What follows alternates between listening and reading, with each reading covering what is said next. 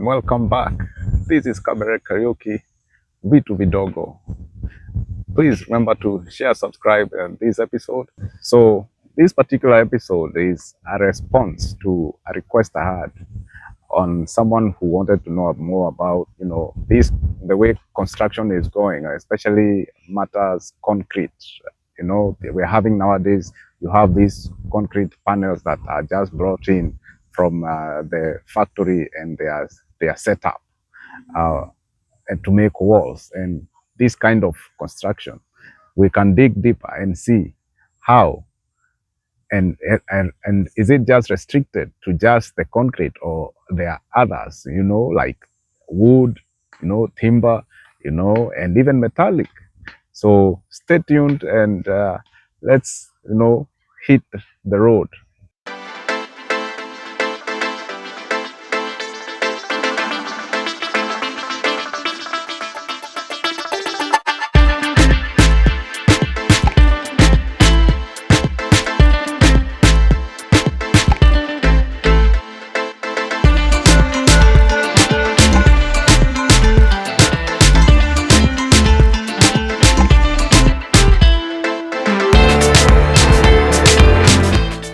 I'm going to start with the industrial parks, and I have, like, these are actual sites that are ongoing, and in different stages across the Greater Toronto area. This is how you call it, GTA. When you are in Toronto and you venture outwards on Toronto, it's called the GTA, the Greater Toronto area.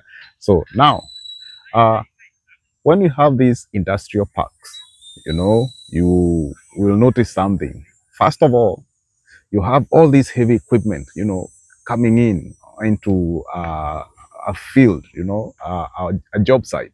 And then you're going to have, like, they'll put fencing all around it. And then you'll be like, it, for me, I love construction. So anytime I see, like, a fence have been, or a ring has been put, around a piece of land, I'm very curious to see what is it that they are going to have. So in this case, there's an industrial park that is upcoming. This was in Markham.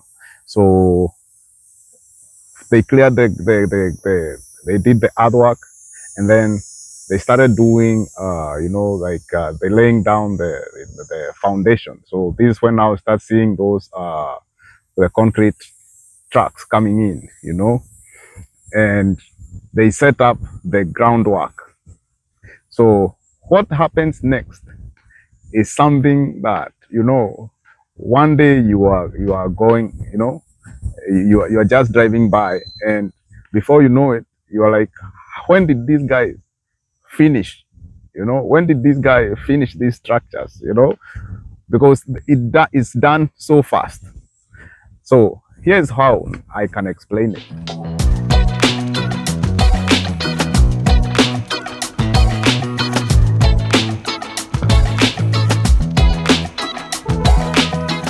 The future of construction now is, many of the construction will be done in factories.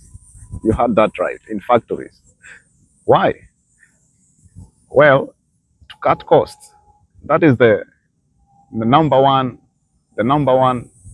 issue when it comes to innovation. Innovation always try to make things faster. Time is money, and at the same time to cut costs, because construction is expensive. And sometimes when you are having you're doing that construction, you have equipment, you have workers. The longer they take on the job site, the more it costs you, the project owner. So innovation is going in really fast, and we are finding that, and this is actually even not only in Canada but even in Kenya now, where you're having, those, the wall, the concrete walls, they are made in a factory, and are propped up at a job site. So this is something like, it's happening, and you cannot change it now. Now once it started and it becomes a trend, then that's it. So that is one thing about the industrial parks, especially here in Canada. You will find out that it's not just restricted to the concrete. So let's start with the how this building is coming up.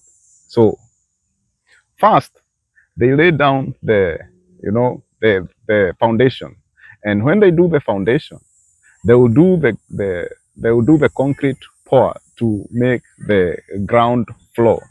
Now, when they do this ground floor, they will make sure that they have those metallic structures in the foundation, and some of it will come out.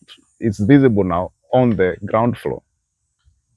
It is upon uh, these metallic structures, like you can call them, like they look like,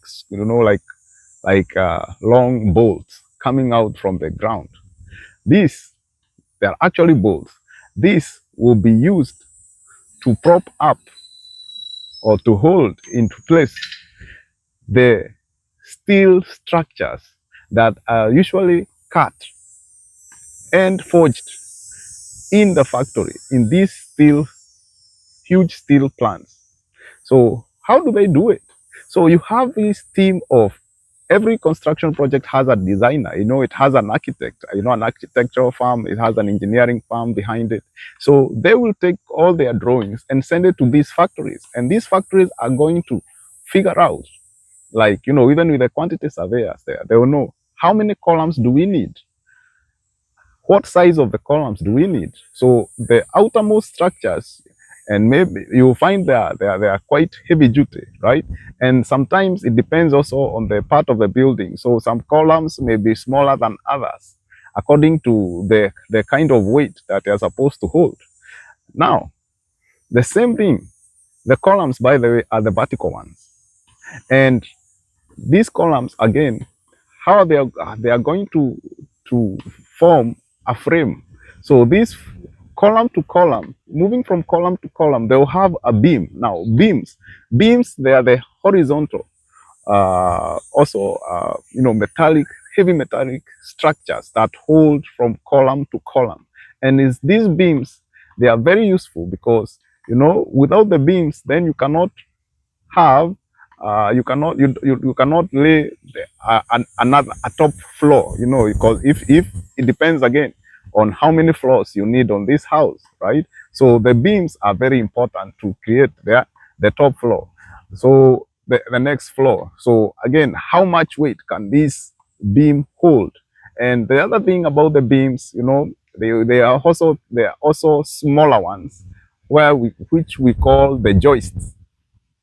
Now, again, the joists, if you look closely, when you are looking at the beams and you're about to look at the ceiling, the joists, the work of the joist now is to hold the ceiling, so to speak, and in some cases, they are also used, to hold, like, to support the roof, like the roofing sheets, so to speak, those that are just placed on top of once the building is done, you have the floor, and then once the building is done at the very top, they will have to put maybe a roof. So all these pieces, they come cut and cut to fit at a job site. Isn't that wonderful? And that is why you pass at a place and you're like, when did I finish this structure? Right? Because once they put on the main frames, then the next step is even more interesting.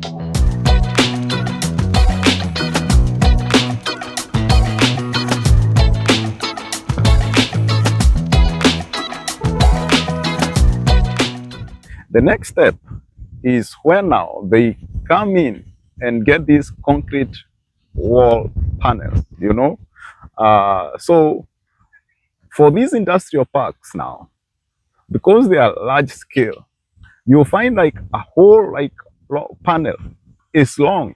Some are more than 20 feet, 20 feet, 30 feet, and they come on the backs of a trailer.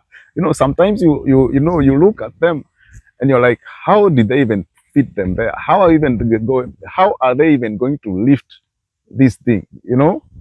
And this is where now more heavy equipment come in. So enter the heavy duty boom truck, or what you call a crane truck. So these trucks, they hoist these heavy concrete wall panels, and they hold them in place until the workers can join them and fit them in their rightful place. So these panels, they will be labeled. The same thing even with the metallic structures, they will be labeled. This goes where, this fits where, and it's supposed to be put with what place. Because remember, this is the art of project management. If piece one is fitted at maybe where piece three is supposed to go, you see, then that harms the structural integrity, because you never know whether maybe piece one was supposed to hold more weight, whereas piece three was lighter, so was supposed to hold less. So you cannot afford to put the wrong beam or column or the wrong wall panel uh, anyhow in the building. So you have to go step by step. And this, when we talk about project management, it's like time, again, as I said, is of the essence. Remember, if a project is supposed to take like maybe 4 weeks, if you don't dig the foundation, maybe the foundation was supposed to be done within 2 weeks, so that the 2 weeks, again, you will have the metallic frame put, and then the metallic frames were supposed maybe to go another like 2 weeks, and then from the 2 weeks you bring in these the walls. So if you don't do your 2 week work and it rolls over into the third week, now you see that play, it pushes the project, takes longer, takes longer, takes longer, because for every week you slow down, whereas other people, another step was supposed to go, then you cannot continue. Like, I'll give you an instance. Like, you cannot put a roof if you don't have the walls. So the roof depends on how fast you're going to put up the walling structure. So that is how now you're going to see how it's all going. And then the other thing is about the finishing. So now they're having these, we call them the veneering, some form of like the PVC veneers. So these are the ones that are used to give a nice finishing touch. Once the wall has been put in place, and they are having they want to put in the fixtures on the wall, like like vents and the other things, like like light, like the street lights on the walls, so on the outside exterior of the walls. So now at that point, then they're going to put in those PVC walling panels. These usually, now when you're in Canada, you know uh, this is a country of two extreme weather. So right now it's so hot. We are going as hot as 40 degrees, and in winter it gets real cold. So once it gets that cold, like minus that is and everything, these elements, they tend to be, they can affect the structural integrity of a building over the course of years. So these panels come in to protect, you know, the building envelope. Yeah. Anyway, so that is for industrial park.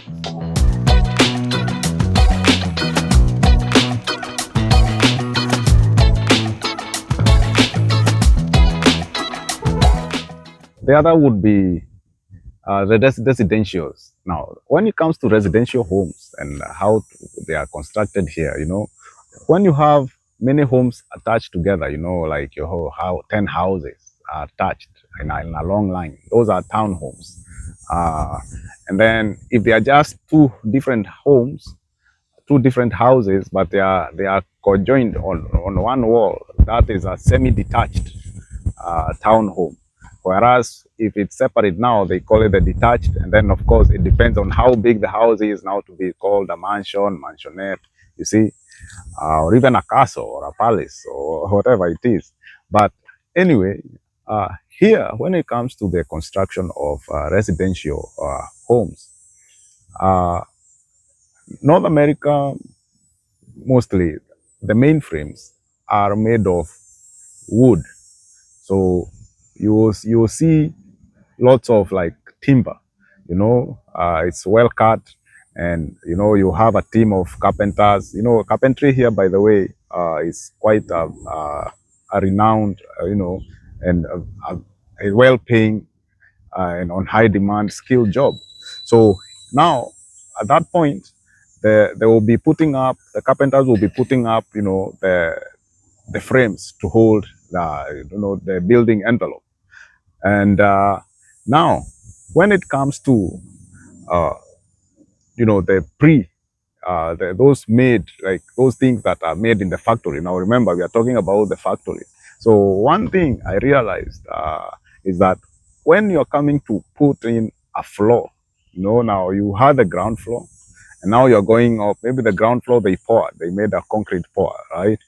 But you need to have maybe what we call the first floor, and like let's say it's just a one-storied house or two-story, like it has three.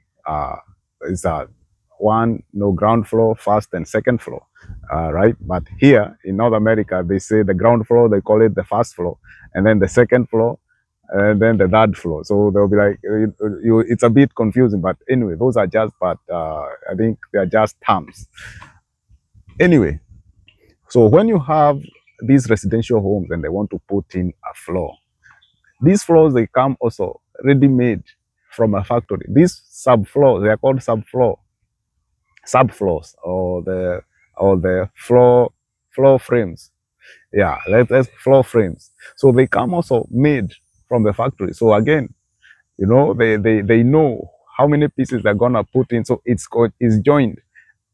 And so the people now who are on the site, the contractor on the job site, they know before these subfloors are brought to the job site, then they need to put in the main floors first, the walling first, the main frames, so that now they can hoist them and lay the flooring. And now there's also another thing that I realized. Once they are done with putting the floors and now they're about to put the roof, you'll be, back home, the trusses, they are built on the job site. You do the dimension and they cut the wood and with the dimensions that they need. But here they are made also in the factory. So I went to this job site and I'm looking, I'm like, wait a minute, aren't these trusses? And now you see the trusses have been packed, they're already pre-made. All they have to do is just hoist them up high and place them there, and the workers will be picking on them one by one by one and laying them, across different intervals as they are needed, and then so that they can put on the roof. So those who don't know what trusses are the ones that hold, the roof. They give that roof, the roof that, that like a capital A shape, uh, so yeah, so those are trusses, and they also come made from the factory, and that is why now construction is done. And and the good thing about it is the uniformity. They know how much weight it's supposed to handle and everything. So everything is calculated from the is calculated on the drawing. Isn't that nice? So I think that is the future of construction. Oh yeah, it is.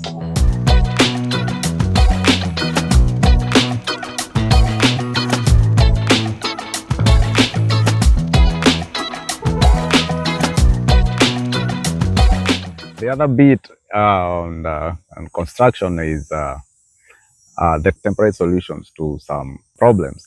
Like for instance, there's this job site that I went to, and we are supplying these concrete blocks.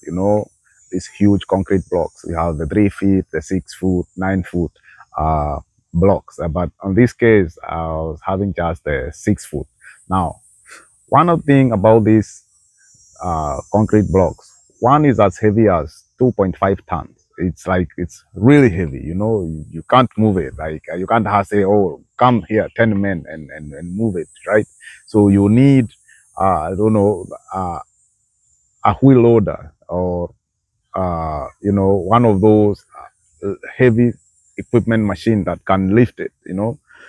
And so in this particular case, these blocks were being used to be put around a property, like a sort of a fence. At first I was like, why not just put like a fence, like something like a wire mesh, right? And fence it.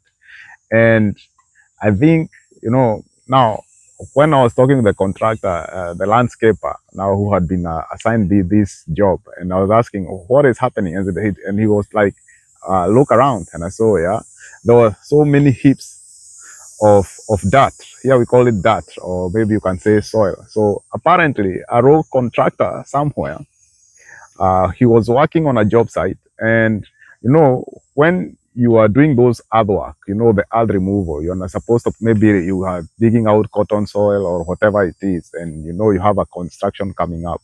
You're supposed to take this soil to some place like in a quarry, and when you take it maybe like in a quarry, of course, you pay some fee because you want to dump there. And if you want to cut corners, like this road contractor did, he looked around, you know, and he realized, oh, there's an unoccupied plot at some place that I've seen it. No, it's not secure. And so this guy, he brought in like 30 trucks, dump trucks, and they dumped heaps and heaps of soil on this man's property. So when after a while, he went to check on his property and he found it has so much, dirt. And, it was on him. He had to pay for this removal. That did not, he did not know where it came from, because maybe these guys were dumping at night. And so now they were like, okay, he removed it. And I think the same road contractor was like, oh, so no good deed goes unpunished, in every sense of the word. Once this man got rid of this dirt on his property, the contractor had another job. And where do you think he went? Same place. So this guy now, he was like, no, I cannot be doing this. So we brought in these blocks, and he put them along the mouth of his property. Now remember, one block is 2.5 tons. You cannot drive through to go and pour there. So it bad behavior is bad behavior. You can have a nuisance in Kenya, and the nuisance is still be here in Canada, a nuisance in Britain, a nuisance in China, a nuisance in Uganda, in Zimbabwe, in Nigeria, in Congo. Mischief is everywhere. It's human nature. So anyway, well, I hope that is, anyway, on a light note. So thank you so much for being part of Vitu Vidogo. Please share and subscribe on this episode, and I hope to see you on the next one. And please let me know where you're watching from. Thank you.